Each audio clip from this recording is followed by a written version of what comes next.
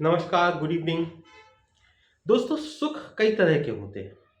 सफलता का सुख, खाने का सुख, पीने का सुख, पहनने का सुख, मज़े का सुख, अपनों से मिलने का सुख, हँसने का सुख, सोने का सुख, कई तरह के सुख होते हैं। लेकिन एक और सुख होता है जो बहुत गज़ब का सुख है, वो है परनिंदा का सुख।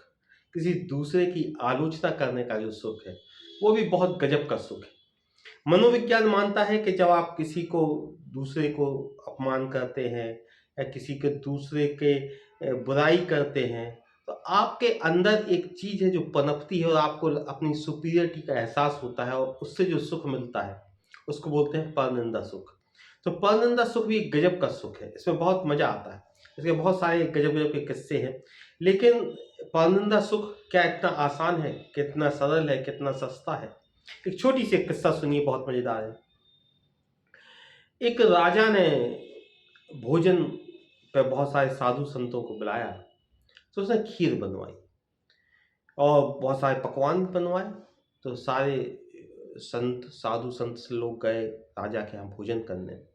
उनमें भांति भांति के पकवान थे, बहुत अच्छा भोजन था। एक विशेष प्रकार की राजा ने खीर भी बनवाई। लेकिन जब वो खीर बन रही थी तो अचानक से रसोईया कुछ काम में इधर उधर हुआ और एक चील ऊपर से सांप को लेके जा रहा था और सांप उसमें खीर में गिर गया और पूरे में जहर फैल गया। रसोइये को मालूम नहीं था कि इसमें खीर में जहर है। वो खीर परसी गई साधु संतों को और उनकी बहुत सारे साधु संत जिन्होंने खीर खाई थी, जिन लोगों ने खाई थी, वे मर गए। जब वे मरे तो पहुंचे तो चित्रगुप्त से पूछा भगवान ने कि चित्रगुप्त, ये किसके सिर पे पाप लिखा जाए? क्योंकि ना तो उस चील को पता था कि उसके इस कृत्य से इतने लोग मारे जाएंगे, ना उस सांप को पता था, ना उस सांप की कि उसकी वजह से इतने लोग मारे जाएंगे, ना रसोइये की लापरवाही थी क्योंकि उसने देखा ही नहीं, और ना इसके लिए राजा जिम्मेवार था क्योंकि राजा को भी नहीं पता था। तो इतने सारे लोग मर गए, इसकी जिम्मेवारी किसके सिर पर रखी जाए? तो परमात्मा ने कहा कि बताओ चित्रगुप्त, किसके सिर पर रखी जाए? चित्रगुप्त ने सब समझाया कि जिन लोगों दोषी कौन, इसमें समझ में ही नहीं आ रहा है। तो भगवान हंसने लगे कि नहीं, दुखो हम बताएंगे किसके सिर पर रखा है। बहुत दिनों बाद, कुछ दिनों बाद एक काम चल रहा था।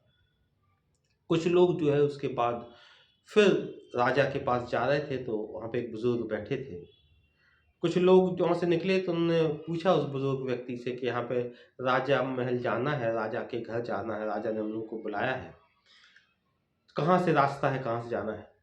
तो बुजुर्ग कहने लगा, अच्छा कहीं वो राजा तो नहीं जिसने लोगों को खीर में जहर डलवा के और जिसके यहाँ खीर खाकर बहुत सारे साधु संत मर गए थे, उसी राजा के यहाँ तुम्हें जाना है क्या? उनको समझ में नहीं आया, कहले यहाँ से चले जाओ, यहीं से राजभवन को रास्ता जाता है। भगवान ने चित्रगुप्त को बुलाया और कहा कि जो तुम उस दिन पाप का पूछ रहे थे ना कि किसके सिर पे लिखें, इस बुजुर्ग के नाम पर वो सारा पाप लिख दो जिसने उस चीज का मजा लिया है। चित्रगुप्त कहला, लेकिन ये दोषी तो है नहीं? कहले दोषी यही है जो काम, जो पाप अनजाने में हुआ, वो जो कृत्य जिसे तुम जानते नहीं थे, तुमसे धोखे से हुआ, वो तुम्हारा पाप नहीं।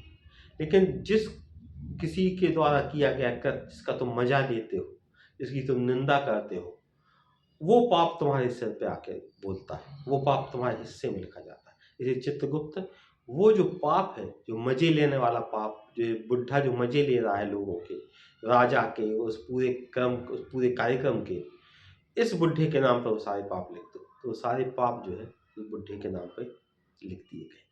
इस कहानी से हमें ये शिक्षा मिलती है कि जिंदगी में बहुत सारे काम हम जो देखते हैं, करते हैं, कभी किसी की गलती होती है, कभी किसी की काम होता है, लेकिन हम मज़े लेने में सबसे आगे होते हैं। हमें सबसे ज़्यादा मज़ा आता है कि वो बहुत शान दिखाते थे अपने परिवार की, उनकी बिटिया भाग गई दूसरे के साथ।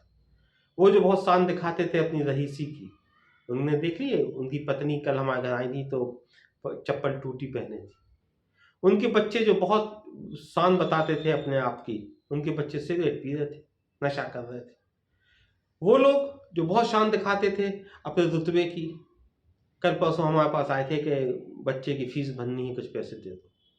तो वे सारी चीज़ें, वे सारे पाप जो हम देखते हैं, जो हम रस लेते हैं, वे दूसरे के ज़िम्मे नहीं लिखे जाते, वे आपके अंदर लिखे जाते हैं, आपके खाते में लिखे जाते हैं। तो परनिंदा सुख जो है, दूसरे की निंदा करने में मज़ा तो बहुत आता है, लेकिन ये इतना सस्ता होता नहीं। ये सारा पाप आपके ज़िम्मे लिखा जाता है, आपके खाते में लिखा जाता है।